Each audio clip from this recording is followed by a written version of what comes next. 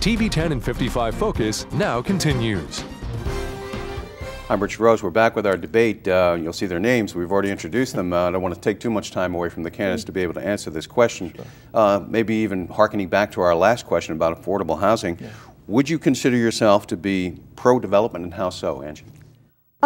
Yes, I would consider myself to be pro-development because it's development, it's growing the private sector, the business sector that's going to enable us to move forward into the next generation in an affordable, sustainable fashion.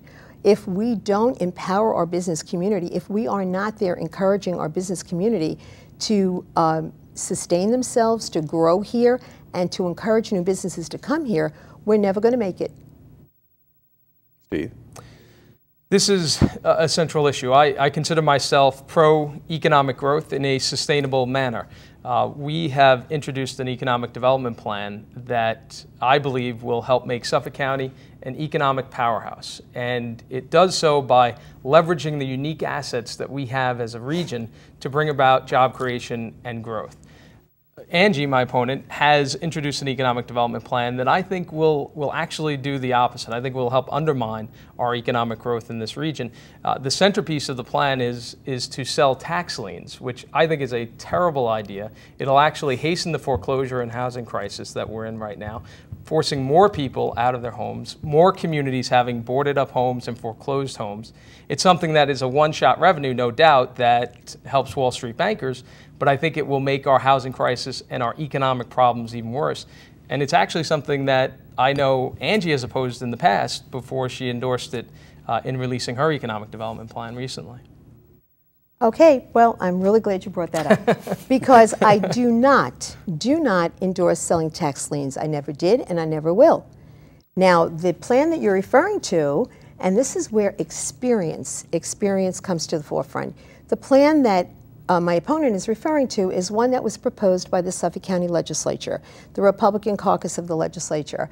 And I was there with them yesterday and I applauded them for thinking outside the box and taking on the thorny issue and trying to come up with some solutions. Some of them I could be comfortable with, some of them I will not support. But that was not my plan. My plan is Solutions for Suffolk. It is very, very simple. It's not about growing government. It's not about creating new zones and other kinds of gimmicks. It's grounded in reality. Well, I think I have a right to be confused, and maybe voters have a right to be confused. If you're there endorsing a plan, you're there at a press conference with a plan released by the Suffolk County Republican Committee, and that plan is on the table. I think voters have a right to think that you're endorsing those ideas, and I take you at your word once again if you're saying you don't endorse that part of the plan. I do not endorse that part of the plan, and I think voters want to talk about real issues. They don't want to talk about whose plan and what plan. Let's talk about reality. Let's talk about cutting the waste and bureaucracy. Let's talk about cutting red tape.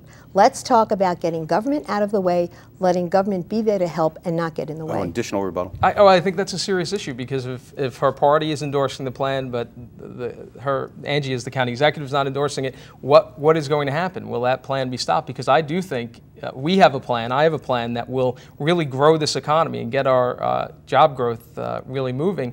And this is a plan that I think will really undermine the economy. All right, next question. Where do you stand, Steve, on closing or selling the Foley Nursing Home?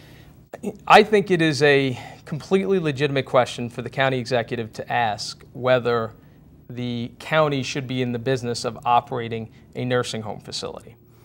Now, how this was handled, I think, was absolutely terrible and has been damaging to the county. I think we need to look at the Foley Center from a much larger perspective. Healthcare is clearly a growth sector of our economy, just based on the demographics. And we need to think about Foley, all of our health centers, and all of the hospitals delivering care in Suffolk County and develop a strategic plan for healthcare so that we can maximize the growth of this sector in our economy and make sure we're delivering healthcare in this county at the lowest possible cost. Angie? Well, certainly as a member of the Health and Human Services Committee in the Suffolk County Legislature, I am very, very familiar with our healthcare delivery system here in Suffolk County. We have 4 health centers. We deal with the state and Medicaid reimbursement. These are all issues that takes an awful lot of learning to understand, and this is something I'm very much aware of. The Foley Nursing Home, yes, I agree that the way that situation was handled was very, very poor. That nursing home could be an economic generator for us. We have 200 beds in that nursing home. It is a skilled nursing facility, but some of those beds could be converted to beds that are more highly reimbursable.